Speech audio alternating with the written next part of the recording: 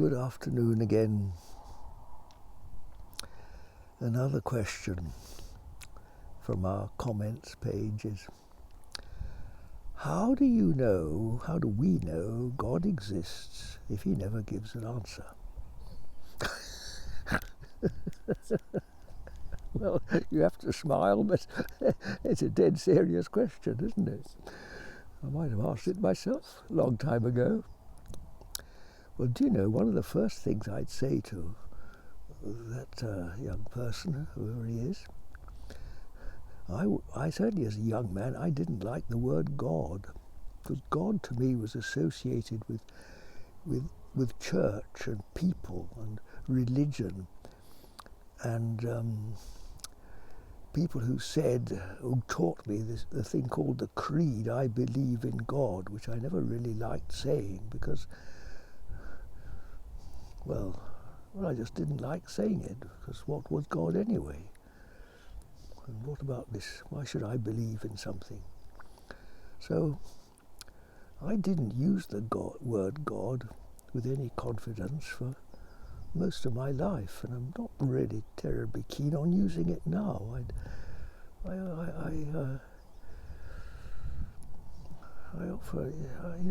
You probably realised I tend to use words like silence more and space.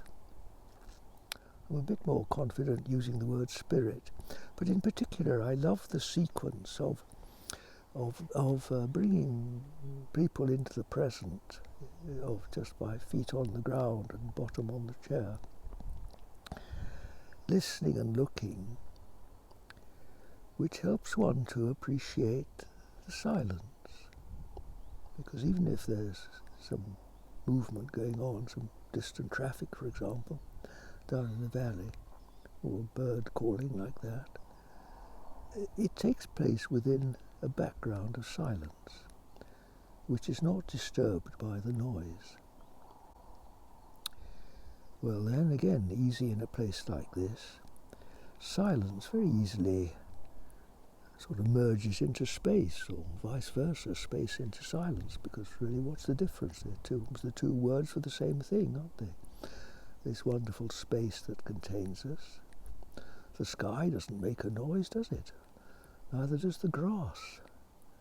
So in between grass and sky, it's very easy to connect with the silence, with which the sounds of the wood and of distant people just sound without disturbing it.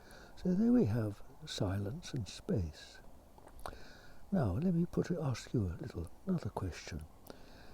Well, what is spirit? Isn't spirit much the same as space and silence? Because what is spirit? You can't describe spirit. Nobody knows what it is. In the same way as you can't describe silence or space, and yet it's obvious when we all talk about silence. We all know what we're talking about, and space. Silence, space, and spirit.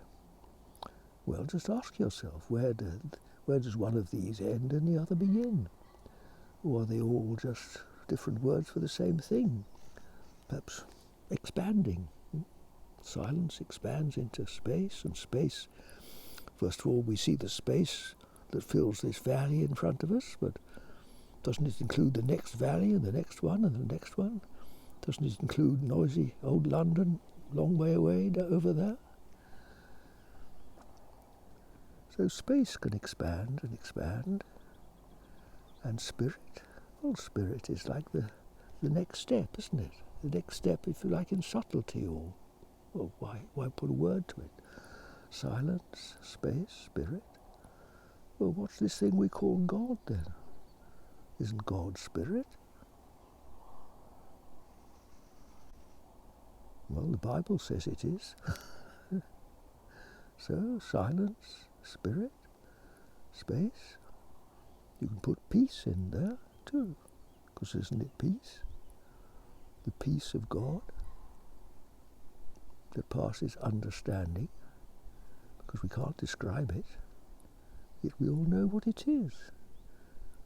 Most people will say they want peace.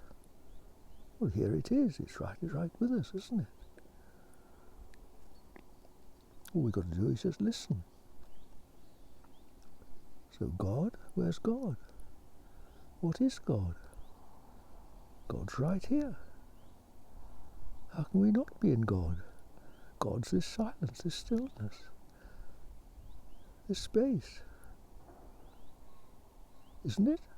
Anybody give me a better answer than that? No, nobody knows what God is. But none of us know what peace is, or freedom is, or silence. And yet we all know what it is. So I find this sort of reasoning it completely satisfies me. I don't, I'm not one to go looking in books for answers. I'd much rather just come out here, climb a hill and find these answers for myself. Common sense, my dear. Common sense. Beware of complexity.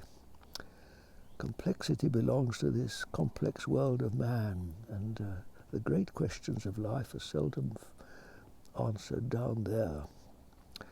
You just go from one complexity to another. If something's complex, beware. Truth is very, very simple, and God is the simplest of all. Utter simplicity of just pure and simple being.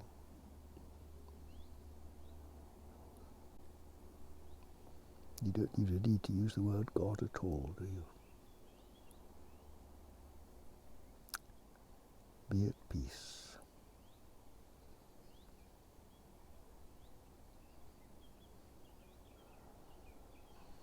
So why do you think people come and ask me difficult questions about how do I know God exists? As if I knew. All I can do is indicate to you this silence, this stillness. Then you can make up your minds for yourselves. But that's what it does for me. Until tomorrow. Why do I say God bless you? It's a nice phrase, isn't it? Comforting.